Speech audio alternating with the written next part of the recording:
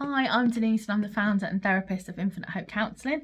I wanted to come on and give you a little bit of an update about my practice and then also talk about some of the changing dynamics in society at the moment. So I'll start with the good stuff. A few weeks ago, I jumped on and shared that I had been approached by Brains magazine to do some writing, and I'm delighted and a bit scared to share that that has happened. And my first ever article on child sexual exploitation in the digital age, if I can get my teeth in, was published this week. So I will put a link in the comments if anyone's interested in reading that. Also, I am very limited on spaces, so evening slots in particular I'm down to one. So if you are interested in therapy, please reach out and talk to me, but I will be putting an evening waiting list in place once that slot is filled, and I will jump on to tell you that. I still have a few daytime slots, so if you're interested, please let me know.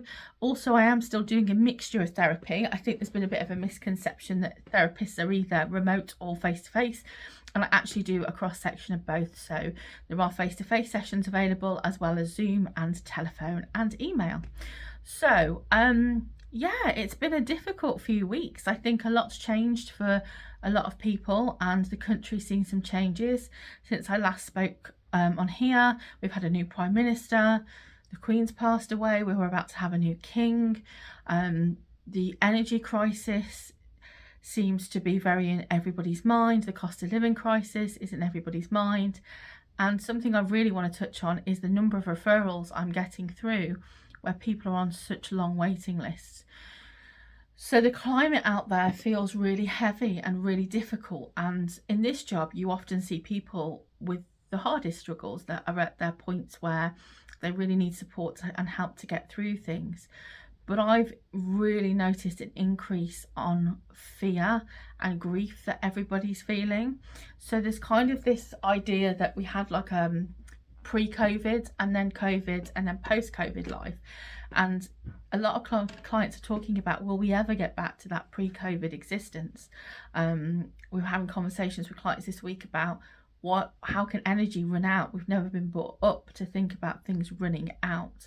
So there's a whole culture of fear and scared. I guess people are scared about what's next, and there's no necessarily easy instructions. So there's lots of fear, and there's lots of people who are struggling with the idea of a difficult winter or loss of a job, or the cost. You know, the cost of things has increased so much, and I think sometimes we can be guilty of thinking that the headlines, you know, choosing between eating and heating is sensationalist and doesn't affect many people. But I've seen a lot of change in the last few weeks within my clients, and particularly the outpouring of fear and concern. I think since COVID, we're a very divided nation, a very divided society, and sometimes people feel scared to share their opinion.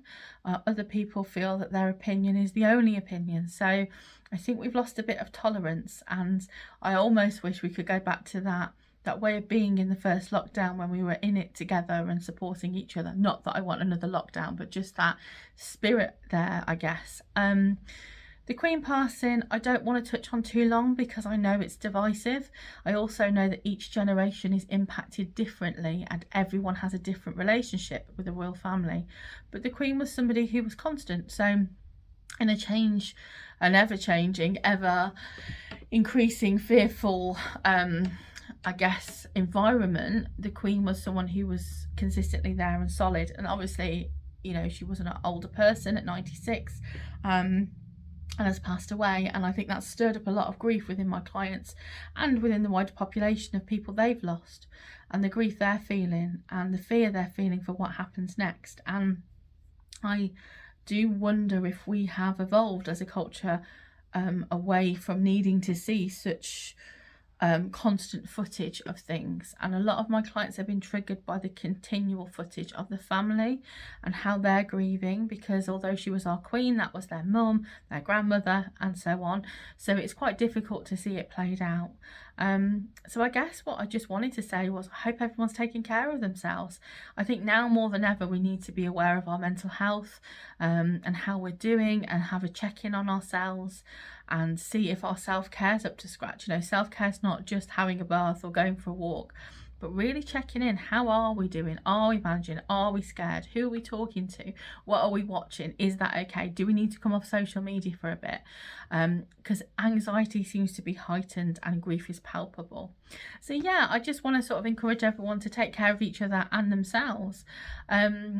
It is sometimes good to have a look at some resources online. There are some great websites out there that can show you some anxiety coping techniques. There's some free helplines that can help, like Samaritans or Shout, if you're stuck or struggling. But also it's a good time to talk to each other. So I do have a few spaces left if anyone's interested in therapy, but I just encourage you to keep having those conversations with each other. I hope that everybody is able to get through the weekend and that we all have pause for reflection if needed. Thank you for checking in and listening, and I hope to speak to you all soon. Bye for now.